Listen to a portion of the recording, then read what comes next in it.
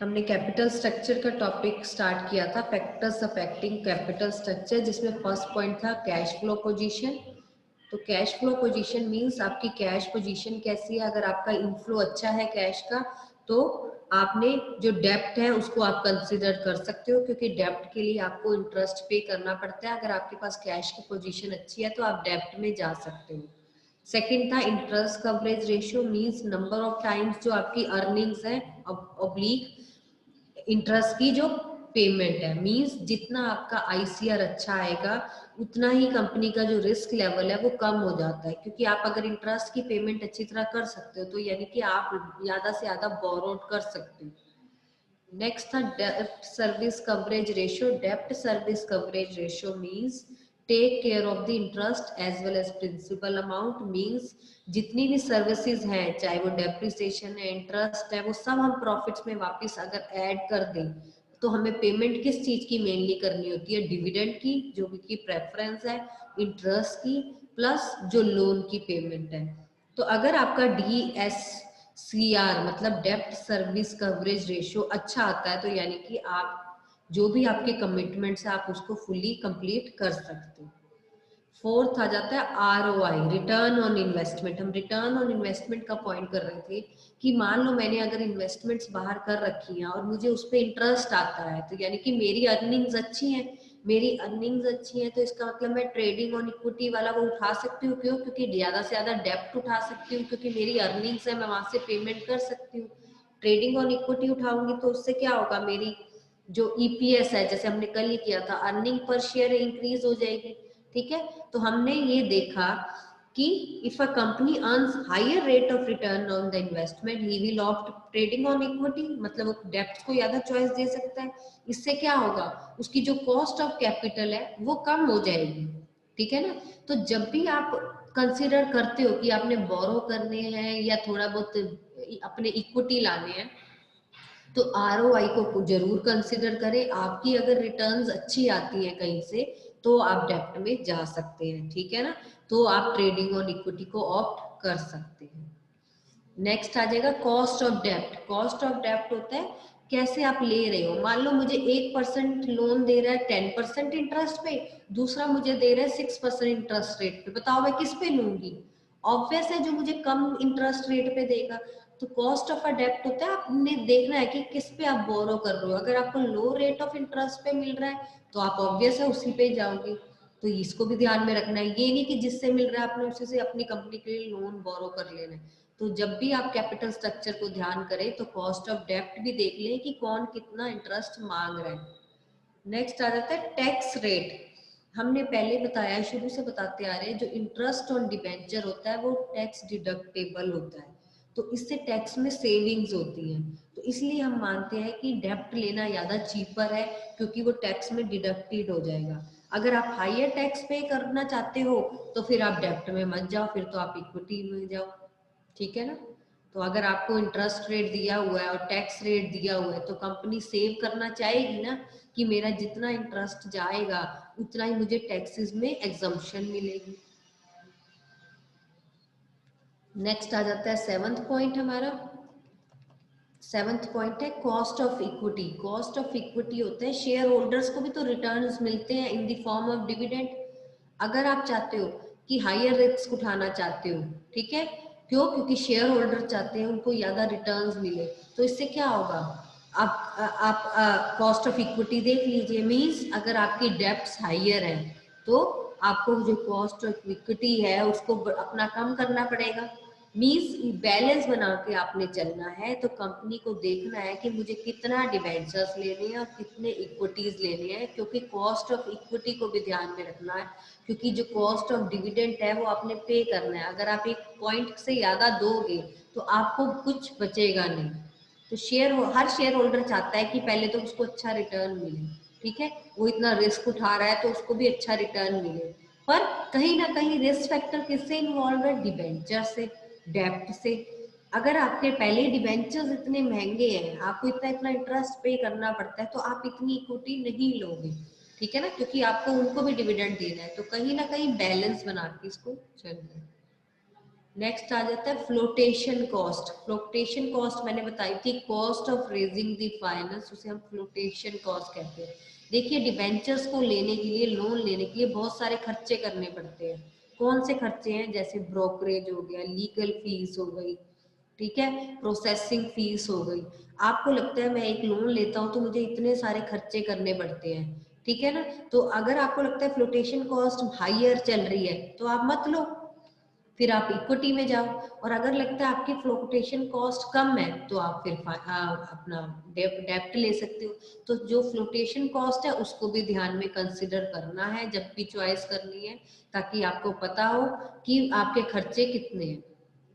Risk factor से देखें, risk factor की बात आ जाती है तो डेप्ट से रिलेटेड ही आती है, क्योंकि डिबेंचर्स में ये होता है कि इंटरेस्ट भी देना है और प्रिंसिपल अमाउंट भी देना है, ठीक है। अगर आपकी कंपनी खतरे उठा सकती है, उसको लगता है हम सारा कुछ पे कर सकते हैं, तो वो डिबेंचर्स में जाए। अगर बिजनेस वो लॉस इतना नहीं उठा सकती, रिस्क फैक्टर इतना नहीं उठा सकती, तो फिर वो इक्विटी में चला जाएगा। नेक्स्ट आ जाता है फ्लेक्सिबिलिटी। फ्लेक्सिबिलिटी का मीन है कि अगर फर्म चाहती है वो इक्विटी को यूज करे, तो इक्विटी का क्या है, उनके तो वोटिंग राइट्स होते हैं, उनका पूरा कंट्रोल होता है, तो फ्लेक्सिबिलिटी नहीं आती। जब अगर आप डिबेंचर्स उठाते हो तो वो बाहर वाले होते हैं, उनका आपकी कंपनी पे कोई अधिकार नहीं होता, ठीक है ना। ना ही वो जो टेक केयर करते हैं आपकी एक्टिविटीज को। तो कहीं ना कहीं अगर आप ज्यादा डेब्ट्स उठाते हो तो आपकी फ्लेक्सिबिलिटी का पॉइंट आ जाता है, दोनों तरफ से आप ले सकते हो। अगर बोरिंग पावर से सोचेंगे तो फ्लेक्सिबिलिटी उसमें हट जाएगी, पर अगर आप वोटिंग राइट्स के व्यू में देखोगे तो फिर डिबेंचर्स बेटर है। तो यहाँ हम दोनों पॉइंट से कर सकते हैं। इफ द फर्म यूजेस डेब्ट as a source of finance तो उसकी फ्लेक्सिबिलिटी लॉस हो जाती है। तो बिजनेस ने देखना है कि अगर अपनी बोरिंग पावर को संभाल के रखना है, मतलब बोरो भी करना है, तो वो अपनी फ्लेक्सिबिलिटी करे, ठीक है। मींस इसका पॉइंट हम इस वे में भी ले सकते हैं कि अगर मैं एक कंपनी से लोन लेती हूँ, फिर दूसरी कंपनी से भी लोन लेती हूँ, फिर तीसरी से भी लेती हूँ, तो इतनी बोरिंग्स मैं ना करूँ, इतनी मैं अपनी वो रखूँ कि मैं दूसरों को पे भी कर पाऊँ। तो कहीं ना कहीं कैपिटल स्ट्रक्चर देखते हुए फ्लेक्सिबिलिटी भी देखेंगे, किसमें ज्यादा फ्लेक्सिबिलिटी है मुझे।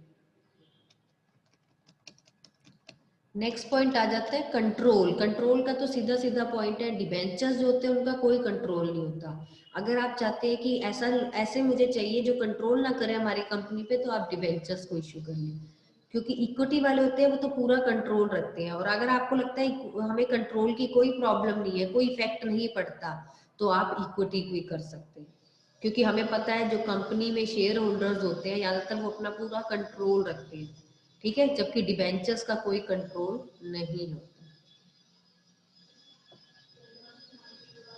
नेक्स्ट आ जाता है हमारा रेगुलेटरी फ्रेमवर्क। मींस एवरी जो कंपनी है they have their regulatory framework है अकॉर्डिंग टू देयर लॉज है, ठीक है, रेगुलेशंस के अकॉर्डिंग है।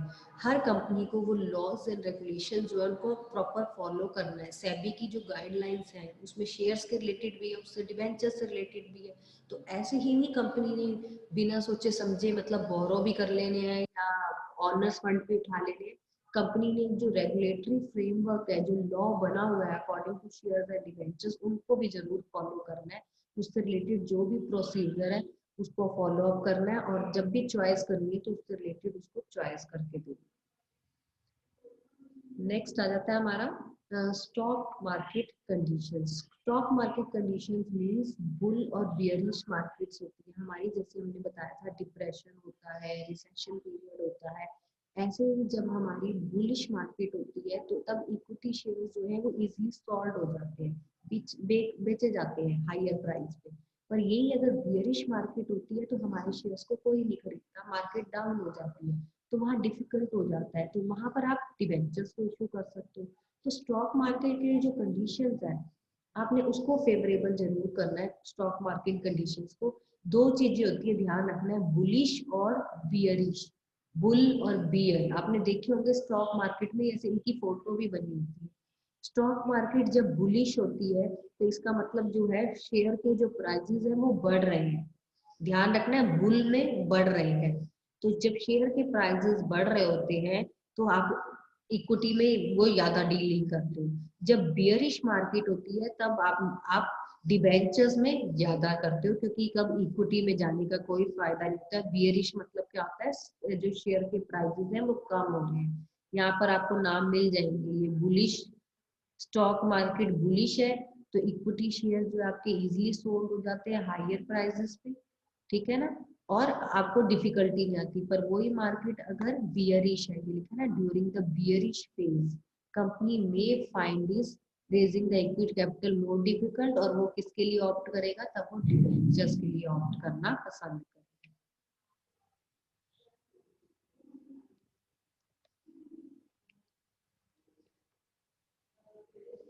नेक्स्ट आ जाता है capital structure of other companies. Capital structure of other companies को भी आपने ध्यान में रखना है, कंसिडर करना है। वाइल आप कैपिटल स्ट्रक्चर को जब गाइडलाइंस करते हो, कैपिटल स्ट्रक्चर ये नहीं कि मेरी कंपनी है मैंने कोई फ्रेमवर्क नहीं देखना, मैंने आसपास अपने कॉम्पिटिटर्स को नहीं देखना, नहीं, क्योंकि मेरी कंपनीज के साथ और भी बहुत सारी सेम इंडस्ट्रीज हैं, तो मुझे उनका भी टेक केयर करना है कि वो कैसे फॉलो कर रहे हैं। ऐसी किसी को ब्लाइंडली भी फॉलो नहीं करना, लेकिन कुछ चीजें हैं, कुछ नॉर्म्स एंड रेगुलेशंस हैं जो आपने फॉलो करनी है। उनमें आपका आ जाएगा प्रॉफिटेबिलिटी लेवल आ जाएगा, बिजनेस का रिस्क कैसा है, कैश फ्लो पोजीशन कैसी है, और कंपनीज और आपकी कंपनीज का कंपटीशन लेवल कैसा है। तो जब भी आप ये सब डिसाइड करोगे तो आप प्रोपोर्शन ऑफ डेप्ट को और इक्विटी को ध्यान में रखोगे, मतलब अपने अदर कंपनीज जो है उनको भी कंसिडर करोगे, उनकी गाइडलाइंस को भी फॉलो करोगे, और जैसे वो नॉर्म्स फॉलो करते हैं आपने भी उन्हीं की तरह नॉर्म्स फॉलो करना, मतलब अपना अलग ही कंपनी नहीं बनानी लगता। तो ये हमारे सारे 14 पॉइंट्स है, वेरी वेरी इंपॉर्टेंट क्वेश्चन है। 14 पॉइंट्स का इसमें ऐसा है कि देखो 14 मार्क्स का तो क्वेश्चन आने नहीं वाला है, ऐसा आएगा तो ज्यादा से ज्यादा 6 मार्क्स, 5 मार्क्स, हद से हद 4 मार्क्स। कैपिटल स्ट्रक्चर इंपॉर्टेंट है, पीछे 2 साल से पहले काट दिया गया था ये टॉपिक, कभी ये कुछ ना कुछ बीच में काट देते हैं, लेकिन अब वापस से ज्वाइन किया है इस टॉपिक में, तो इसलिए इस टॉपिक को अच्छी तरह करना है। और मैं जो पॉइंट बता रही हूँ कि हमारा क्वेश्चन होता है 5 मार्क्स या 6 मार्क्स का, तो 5 या 6 मार्क्स के लिए आप ज्यादा से ज्यादा भी 7 पॉइंट्स, हद से हद 8 पॉइंट्स आप अपना लर्न करके इसमें से रख सकते हैं। मैं ये नहीं कहती आपको 14 के 14 टिप्स पे हो, पर 14 के 14 पॉइंट्स आपको अच्छी तरह पता हो, क्योंकि क्वेश्चन जब केस स्टडीज की फॉर्म में आता है तो आपको नहीं पता चलता, वो कोई भी पॉइंट उठा सकता है। जैसे स्टॉक मार्केट की कंडीशंस का उठा लिया, उन्होंने पूछ लिया मार्केट बुलिश है तो बताओ कंपनी को क्या ऑप्ट करना चाहिए, फिर इक्विटी करना चाहिए। तो पॉइंट सारे पता हो, लेकिन जब आप प्रॉपर 6 मार्क्स का क्वेश्चन अटेम्प्ट करते हो तो उसमें 14 पॉइंट्स तो लिखने की इतनी तो आएंगे नहीं कि पूरे 14 बताने की नौबत आ जाए। 6, 7, 8 तक पॉइंट्स आप अच्छी तरह रिवाइज करके रखो, ताकि मेरा इस पे क्वेश्चन आए तो मैं बड़ा अच्छा क्वेश्चन लिख सकूं। Clear, my point is clear. Yes ma'am. पर पॉइंट सारे बताओ। फ्लोटेशन कॉस्ट का पॉइंट आता है, फ्लोटेशन कॉस्ट कहते हैं cost of raising the finance, मतलब जब आप लोन लेते हो तो खर्चे बढ़ते हैं, खर्चे इतने बढ़ते हैं कि आप चॉइस करो आराम से। तो पॉइंट सारे बताओ, लेकिन जब फुल फ्लैश क्वेश्चन के लिए लर्न करना है तो कोई अच्छे से 6, 7, 8 पॉइंट्स लर्न करके रख लो। क्लियर है कैपिटल स्ट्रक्चर के फैक्टर्स। कोई ऐसा पॉइंट हो जो आपको लगता है मुझे समझ नहीं आया तो अभी पूछ सकते हैं आप लोग। जो शुरू के पॉइंट्स है ना, आईसीआर, डीटीआर, ये थोड़े से कंफ्यूजिंग है, अगर आपको ये लर्न नहीं होते तो कोई चक्कर नहीं है, पर बाकी बहुत अच्छे अच्छे पॉइंट्स बहुत सारे हैं इसमें जो इजी है और आप इजीली लर्न कर सकते हो उसको।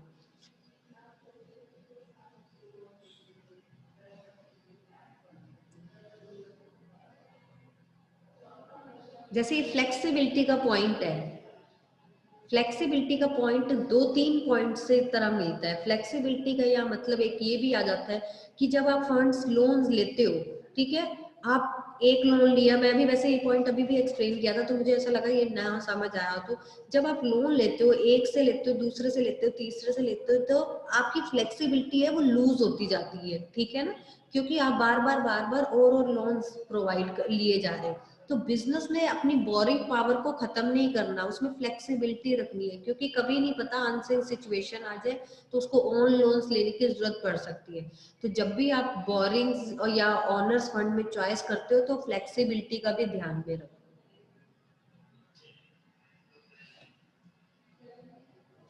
मैं 5th पॉइंट से रिपीट कर देती हूँ, क्योंकि वो सारे पॉइंट्स हमारे रिपीट हो गए थे। एक बार ये 5th पॉइंट से एक बार रिपीट कर देती हूँ। 5th पॉइंट था हमारा कॉस्ट ऑफ द डेब्ट।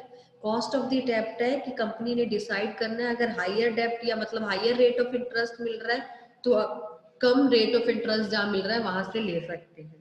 टैक्स रेट की बात है, इंटरेस्ट जो है टैक्स डिडक्टिबल है, तो वो कहीं ना कहीं कंपनी की जो टैक्स की लायबिलिटी है उसको कम करता है। तो कहीं ना कहीं डेप्ट इशू करना ज्यादा बेटर ऑप्शन है, क्योंकि उसमें टैक्स में हमें असम्पशन मिलती है। ठीक है। कॉस्ट ऑफ इक्विटी की हमने बात की थी। जो शेयर होल्डर्स है वो चाहते हैं उनको जो रिटर्न है वो हायर मिले, जितना रिस्क उठाएंगे उतना उनको अच्छा एक्सपेक्टेशन मिलेगी।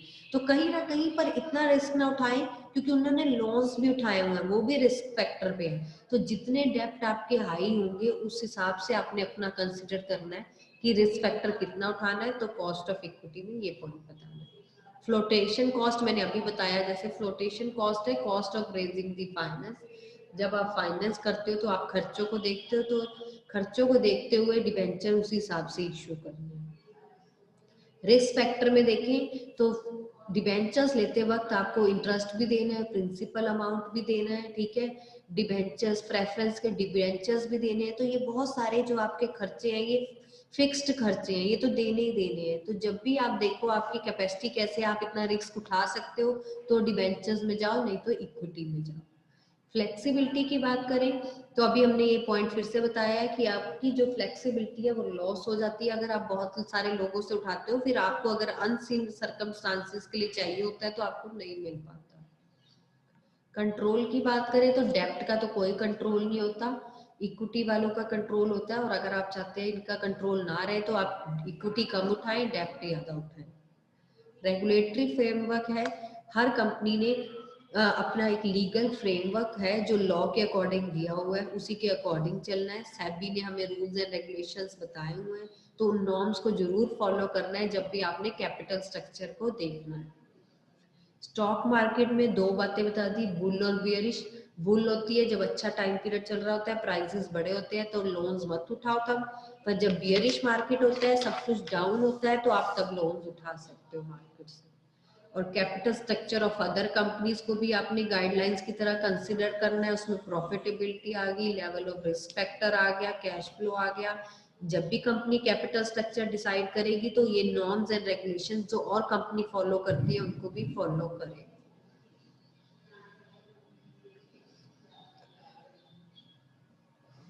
क्लियर?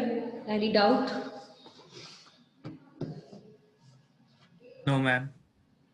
No ma'am. इसमें जो हमारा लास्ट टॉपिक बढ़ जाता है फिक्स्ड एंड वर्किंग कैपिटल और उनके फैक्टर्स का बच जाता है। अब सब हमने तो वैसे ही अकाउंट्स आप लोग इतना पढ़ के आए हो, 11th से पढ़ रहे हो, 12th भी खत्म होने वाली है।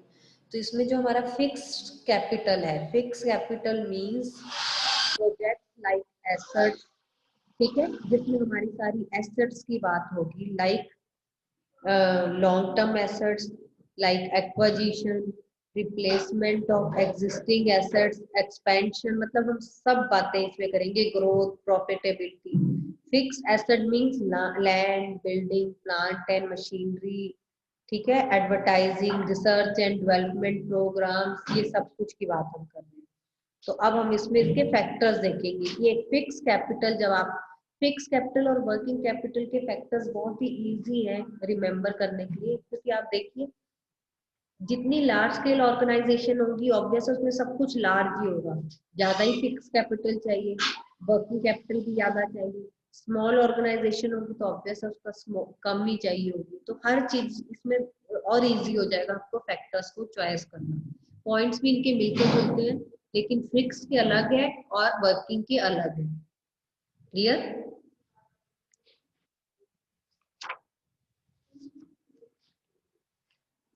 मैंने उस दिन कैटेगरीज का क्वेश्चन दिया था कि आपने डिविडेंड डिसीजन तीनों बताने थे, वो आपने किए? यस मैम, सेंड भी किया था। हाँ आपने किए थे बेटा, बस बाकी किसी ने नहीं किए।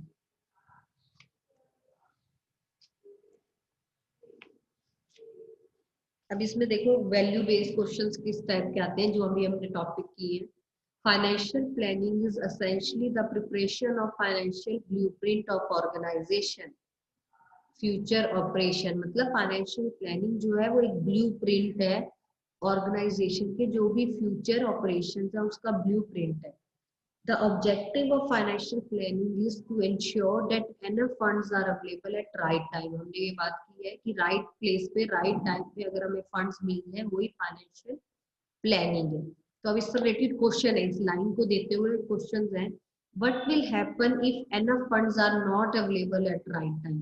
क्या होगा अगर आपको right time पे पैसा नहीं मिला तो क्या होगा बताओ। जब आपको पैसों की जरूरत है, अगर आपको कभी कंपनी में पैसा नहीं मिलेगा तो क्या फायदा होगा, उसका क्या होगा।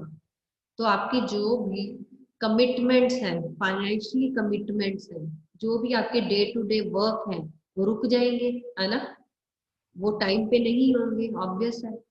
सेकंड इसने क्वेश्चन पूछा, state any two importance of financial planning. अब कोई भी दो इम्पोर्टेंस आप बता सकते हो, इतनी सारी इम्पोर्टेंस करी थी हमने, एक शॉक एंड सरप्राइजेस वाली की थी, अनसर्टेनिटी टाइमली वाली की थी, तो कोई भी दो तीन आप बता दो। फिर बताया identify the value which is being emphasized in financial planning.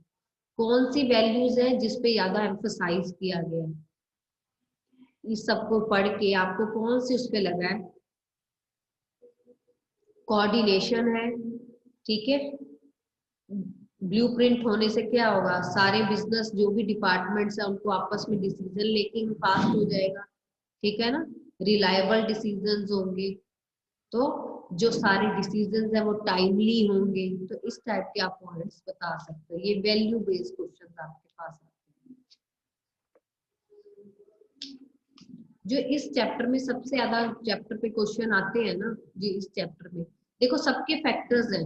अभी तक हमने पहले डिविडेंड डिसीजन, डिविडेंड के फैक्टर्स किए, इन्वेस्टमेंट के फैक्टर्स किए, इन्वेस्टिंग के, फाइनेंसिंग, डिविडेंड, तीन वो किए। आज हमने कैपिटल स्ट्रक्चर के फैक्टर्स किए, कल हम वर्किंग और फिक्स कैपिटल के फैक्टर्स करेंगे। तो पूरा चैप्टर फैक्टर्स पे ही है, और जो सबसे ज्यादा इसमें आते हैं फैक्टर्स वो फिक्स्ड और वर्किंग आते हैं। मतलब अगर एक साल फिक्स्ड आ जाते हैं तो अगले साल वर्किंग पे जरूर आता है, मतलब वाइस वर्सा हमेशा चलता है। तुम्हारा ये वीक पॉइंट है कि पिछले साल पेपर ही नहीं हुआ, तो इसलिए आपको कभी पता नहीं चलेगा पिछले साल क्या आना चाहिए था, वो कैंसिल हो गया था ड्यू टू कोरोना, ठीक है ना। पर आप उससे पिछला पेपर्स अपने उठा के देख सकते हैं कि क्या किस टाइप का आपका आ रहा था और अब इस बार क्या चांसेस हैं। इसमें एक क्वेश्चन आता है, explain the term trading on equity. ये मैंने बहुत बार करवा दिया, ट्रेडिंग ऑन इक्विटी क्या होता है, increase in profit earn by the shareholder due to the presence of financial charges. ये मैंने लिखवाई भी थी लाइंस, ठीक है ना। अब इसमें क्वेश्चन ये भी आ सकता है, why, when and how it can be used. इसको कैसे यूज किया जा सकता है। वाई मतलब क्यों करते हैं, क्योंकि जो डिबेंचर्स हैं वो टैक्स डिडक्टेबल है, तो इससे कहीं ना कहीं हेल्प मिलती है। कब यूज कर सकते हैं, जब हमारी रिटर्न ऑन इन्वेस्टमेंट अच्छी आ रही है। और हाउ इसको यूज कर सकते हैं, ज्यादा से ज्यादा डेप्ट उठा के, इक्विटी को कम करके हम इसको ज्यादा से ज्यादा उठा सकते हैं, जिससे हमारी अर्निंग पर शेयर जो है वो इंक्रीज हो जाती है। तो इस टाइप के क्वेश्चन है, अगर आपको टॉपिक क्लियर होगा तो आप इजीली टॉपिक्स को बता सकते हैं। सिंपल भी आ जाता है, एक्सप्लेन दीज टर्म्स, डेप्ट, इक्विटी, अभी हमने इंटरेस्ट कवरेज रेशियो किया, रिटर्न ऑन इन्वेस्टमेंट किया, ठीक है। अब देखो इसमें फैक्टर्स नहीं पूछे, वो पॉइंट्स उठा उठा के उसमें से ही पूछ सकते हैं, सिंपल। 1 मार्क के काफी क्वेश्चंस आते हैं डिसीजंस के ऊपर, ये हमने पहले उस दिन भी काफी रिवाइज किए थे। Decide dividend decision, name other 2 decisions. Dividend के अलावा कौन से 2 डिसीजंस हैं, इन्वेस्टिंग और फाइनेंसिंग। तो ऐसे आपने आंसर कर दिया। और कई बार आपको फैक्टर्स गिवन होते हैं, जैसे ये क्वेश्चन है, ये सीबीएसई 2010 और 12 में आया हुआ है, explain how following affects the capital structure of the company. अभी हमने कैपिटल स्ट्रक्चर का टॉपिक कंप्लीट किया है, तो बताइए, explain how the following affects the capital structure. First point is tax rate, tax rate का भी हमने किया है। Stock market condition second point दिया हुआ है, मतलब जो फिर ये पूछेंगे वो आपने एक्सप्लेन करने हैं। कॉस्ट ऑफ डेप्ट पूछा है, कॉस्ट ऑफ इक्विटी पूछा है, रेगुलेटरी फ्रेमवर्क पूछा है। ये 6 मार्क्स का क्वेश्चन आया हुआ 2010 और 12 में।